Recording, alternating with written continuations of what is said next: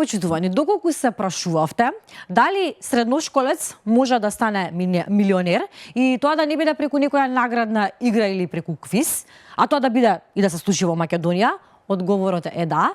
И токму во продолжение овде на Слободен печат ќе ве запознаеме со таква една успешна приказна со првите средношколци кои што добија 1.000.000 денари. И тоа преку надпреварот средношколец милионер, за кој што верувам дека многумина од вас веќе сте слушнале во организација на Brainster. Впрочем, и овде во Слободен печат го презентиравме тоа, па еве го исходот за да ги запознаеме овие успешни млади средношколци. Правиме врска директно со Битола. Добре ни дојдовте во Слободен печат. Велам за Јован Талевски, Иван Секуловски и Марио Рабаджиевски од Битола. Здраво друштво! Браво! Драго ми е што се гледаме. Најнапред да ви честитам за успехот, за постигнатата прва награда на овој надпревар. Благодарим.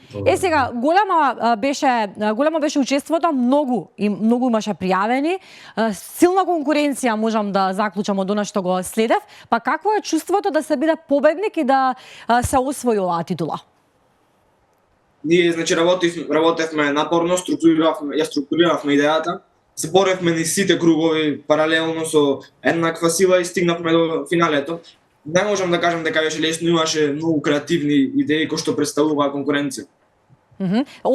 Сега што зборуваше, ова е Иван, така? За да знаеме со кого правиме муабет, така Иван? Кажете ми, ајде да ги запознаеме нашите гледачи за каква идеја станува збор. Што е она што вие го представивте на овој надпревар? Значи, за овој надпревар ние создадовме идеја која е автоматизиран систем кој контактира други бизниси, односно нивните собственици, и го представува проблемот со кој што нивниот бизнис се соочува и најсоодветното решение од трите кои што ги нудиме.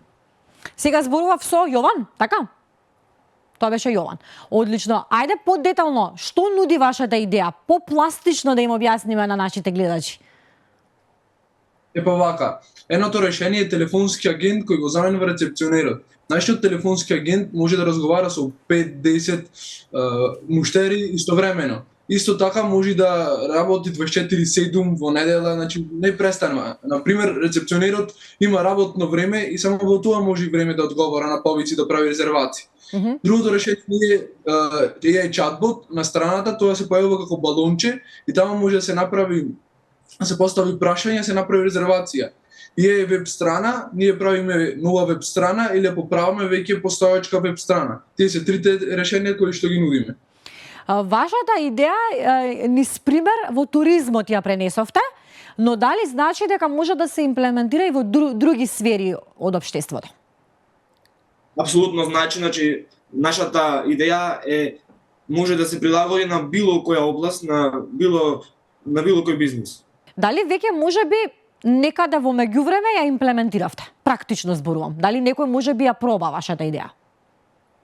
Да, ние кажавме за време на надпреварот дека имавме од Соединетите Американски држави човек, адвокат, кој што се сочуваше со сличен проблем и ние му го решивме со едноставен чатбот кој што ќе може да му одговара на прашањата на неговите потенцијални клиенти на веб страната и за да не му звонат додека тој е на судница, му направивме способност да можат преку него, преку чатботот на веб страната да прават резервации за да не му смета на адвокатот додека е во судницата, а сепак да можат да договорат време погодно за двете страни за да комуницираат заедно. Исто така, тоа решение беше само почетокот на нашите решенија, да кажам дека тоа беше не еволуираниот чатбот кој што го имаме денес. Сега се многу подобри, многу поспремни.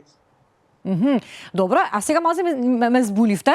Како тоа со адвокат од Америка се поврзувате вие? Како едни средношколци од Битола му наоѓаат идејно решение на еден таму адвокат во Америка?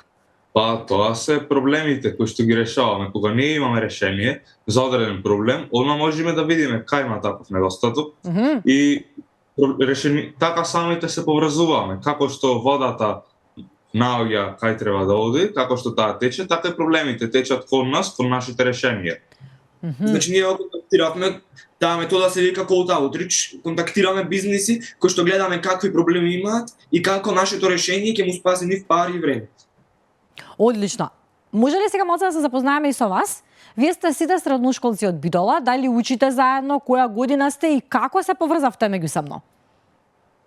Јас сум Марио Реваджиевски, сум трета година средно, учам во средното училиште Таки Даскалот на струката Сообраќај и транспорт шпедиција. Јас сум Иван Секуловски, тим лидерот на овај тим. Учам во Јосип Брз Тито, горната гимназија во Битола. И јас сум Јован, учам во регионалниот центар за стручно образование и обука Ѓорги Наумов Битола. Ние тројцата се знаеме уште од основно образование, од основно училиште и знаевме дека ќе биде одлично да формираме тим за овој надпревар. Знаевме кој ќе бидеме и која ќе биде идејата. Тоа значи дека уште некако од старт имавте чувство дека вие ќе освоите наградата? Бевте сигурни некако во себе? Апсолутно. Да, тргнавте со таков ентузијазам и со таква победничка мисла уште од самиот старт. Како ви дојде идејата? Дали од некаде се инспириравте за да го направите ова? Значи, ова идејно решение? Па, ние ги комбиниравме нашите знаења и искуства, како и желбите понатаму да учиме. Значи, тоа што досега го знаевме, го учевме, го комбиниравме за да создадеме и да усовршиме на идеја, која што решава реален проблем со реални решенија. А како стигнавме до ова идеја конкретно, зошто баш AI? Ние тројцата сме многу поврзани, односно бевме поврзани уште пред 3 години кога излезе вештачката интелигенција кањарска во ученици. Нормално како сите деца го користевме ChatGPT, а ние бевме многу импресионирани од неговата моќ. Почнавме да истражуваме како ние можеме да правиме слични нешто, како тоа може да го помага на бизниси и стигнавме до тук. Марио, може ли вештачката интелигенција да го замени човекот? Па, според мене не може, само може да ни поможи како да ја користиме понатаму во животот. Тоа е цунами кој се приближува кон нашиот град.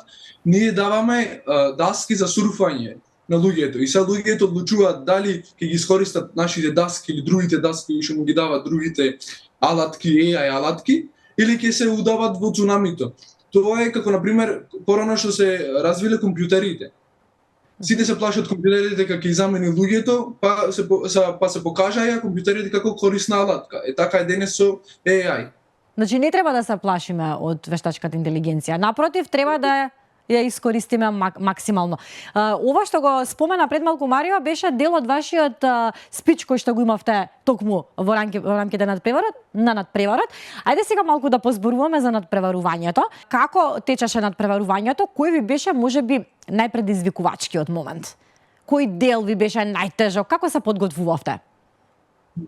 Па, ние, значи, сите имавме простории, каде што можевме да се спремаме.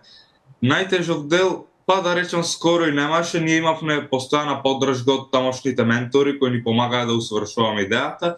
Целото искуство беше едноставно убаво, лесно искуство, пријатно, се запознававме со луѓе, зборувавме со истомислени деца, средношколци, значи не беше тежок, не беа тешки моменти, заедно бидејќи бевме како тим и со нивната поддршка беа многу убави, пријатни моментите и така и се заврши надпреварот со тоа што ја добивме наградата.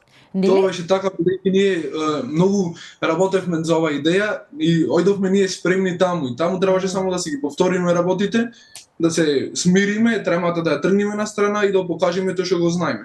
Во тој делот кај што е елевејтор спичот, имам впечаток дека можеби дали тоа конфронтирање со инвеститорот и тука треба најмногу да се вложи енергија. Имаше ли таму трема, можеби затоа што имавте кратко време да го убедите човекот во вашата идеја дека е најдобра? Се разбира дека е возможно да имаме трема, ама ние, како што кажа Марио, знаеме што правиме, знаеме зошто сме таму, само треба да презентираме тоа што го знаеме. Знаеме веќе структурирано е, треба да го пренесеме знаењето. Нормално дека тие како инвеститори имат прашања, поставуваја прашања околу нашиот бизнис, нашата идеја. Ние како тим поставува многу прашања, ние ги одговаравме, сигурни во себе, бидејќи нема поента да лажеме или па да кажеме нешто што немаме направено.